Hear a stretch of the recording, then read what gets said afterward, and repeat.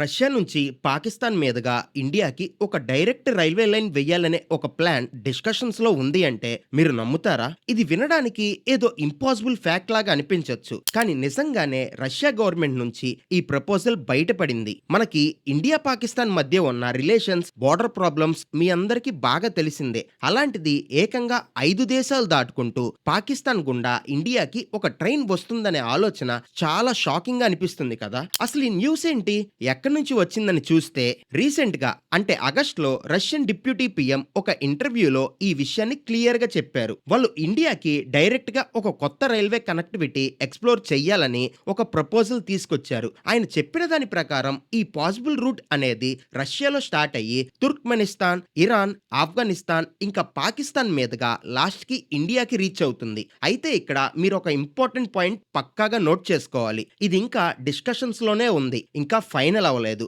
And confirm గా ఇదే దారిలో వస్తుందని గ్యారంటీ లేదు. అసలు రష్యాకి ఇంత సడన్ గా ఈ కొత్త రూట్ ఎందుకు అవసరమైంది అనే డౌట్ మీకు రావచ్చు. దానికి మెయిన్ రీజన్ ఏంటంటే సముద్ర మార్గాల్లో రష్యాకి ఉన్న రిస్క్ తగ్గించుకోవడం కోసం, ముఖ్యంగా బాస్ఫరస్ స్ట్రైట్ మరియు స్ట్రైట్ ఆఫ్ హార్మోజ్ లాంటి ఇంపార్టెంట్ రూట్స్ మీద రష్యాకి ట్రేడ్ పరంగా ఎక్కువ డిపెండెన్సీ ఉంది. మీకు ఒక క్లారిటీ కోసం చెప్తాను, వినండి. ఈ స్ట్రైట్ ఆఫ్ హార్మోజ్ అనేది గ్లోబల్ సీబోర్న్ ఆయిల్ లో దాదాపు 20 నుండి 25% ట్రాఫిక్ ని హ్యాండిల్ చేస్తుంది. కానీ రీసెంట్ గా గొడవల వల్ల ఫిబ్రవరి 2026 నుంచి ఆ రూట్ క్లోజ్ అయిపోయింది. దీనివల్ల ఎక్స్పోర్ట్స్ దాదాపు 95% పడిపోయాయి. ఇంకో పక్క ఆగస్ట్ 2026లో టర్కీ వాళ్ళు బాస్ఫరస్ స్ట్రైట్ లో కూడా కమర్షియల్ షిప్స్ మీద కొన్ని టెంపరరీ రిస్ట్రిక్షన్స్ పెట్టారు. ఇలా సముద్ర మార్గాల్లో ఎక్కడే చిన్న ఇష్యూ వచ్చినా వాళ్ళ బిజినెస్ అక్కడికక్కడే ఆగిపోయే పరిస్థితి ఉంది. కాబట్టి సప్లై చైన్ కట్ అవ్వకుండా ఉండటానికి రష్యా ఈ ఆల్టర్నేటివ్ ల్యాండ్ రూట్ కోసం ప్లాన్ చేస్తుంది. ఈ ప్లాన్ లో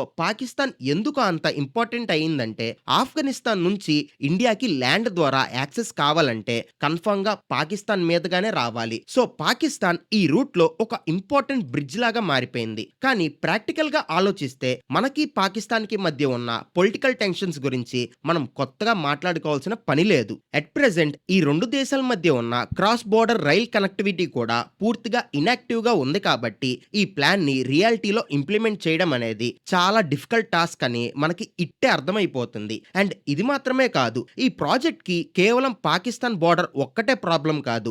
ఇరాన్ మరియు ఆఫ్ఘనిస్తాన్ ని దాటుకొని లైన్ రావాలంటే అక్కడ కూడా చాలా రకాల ఛాలెంజెస్ ఉన్నాయి. ముఖ్యంగా ఆఫ్ఘనిస్తాన్ లోపల సెక్యూరిటీ పరిస్థితులు ఎప్పుడు ఎలా ఉంటాయో అందరికీ ఐడియా ఉందని అనుకుంటున్నా. రైల్వే ట్రాక్స్ వేయడానికి అక్కడ సరైన ఇన్ఫ్రాస్ట్రక్చర్ లేకపోవడం, ఇరాన్ మీద ఉన్న ఫైనాన్షియల్ శాంక్షన్స్ లాంటి ఇంటర్నేషనల్ పాలిటిక్స్, ఇవన్నీ కూడా ఈ ప్రాజెక్ట్ కి ఒక పెద్ద స్పీడ్ బ్రేకర్ లాగా ఉన్నాయి. వీటన్నిటికీ మించి ఇంకొక పెద్ద టెక్నికల్ ఛాలెంజ్ ఇందులో ఉంది. ఈ ప్రాజెక్ట్ లో ఇన్వాల్వ్ అయిన ఒక్కో దేశం ఒక్కో రకమైన రైల్వే గేజ్ సిస్టమ్ వాడుతుంది. మీకు అర్థం అవటానికి ఒక బెస్ట్ ఎగ్జాంపుల్ చెప్తాను. రష్యా వాళ్ళు 1520 mm బ్రాడ్ గేజ్ వాడితే ఇరాన్ వాళ్ళు 1435 mm స్టాండర్డ్ గేజ్ వాడతారు. ఇక మన ఇండియాకి వచ్చేసరికి 1676 mm complete broad gauge system వాడుతున్నాం. ఇలా ప్రతి కంట్రీకి డిఫరెంట్ గేజ్ సిస్టమ్ ఉండటం వల్ల ఒకే ట్రైన్ రష్యా నుంచి ఇండియా వరకు ఎలాంటి ఇబ్బంది లేకుండా కంటిన్యూస్ గా ఒకే ట్రాక్ మీద మూవ్ అవడం అనేది టెక్నికల్ గా పెద్ద తలకాయ నొప్పి.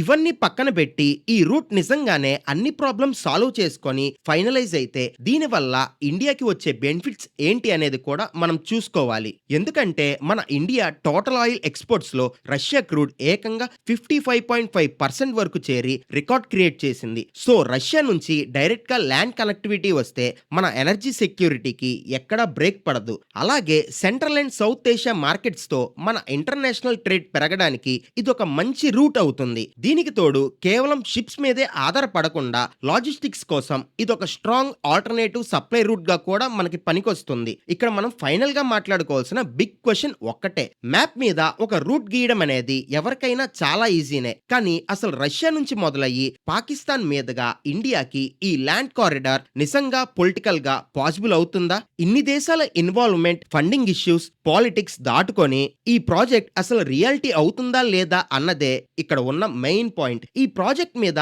మీ పర్సనల్ ఒపీనియన్ ఏంటో కింద కమెంట్స్ లో ఖచ్చితంగా షేర్ చేసుకోండి. అలాగే మన రియల్ టాక్స్ ఛానల్ ని సబ్స్క్రైబ్ చేసుకోండి. నెక్స్ట్ వీడియోలో కలుద్దాం. Bye bye.